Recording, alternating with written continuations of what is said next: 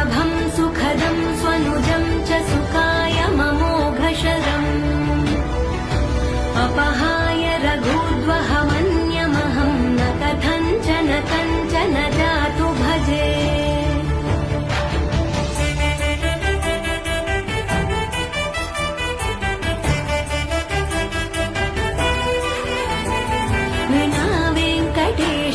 ननाथो ननाथः सदा वेङ्कटेशं स्मरामि स्मरामि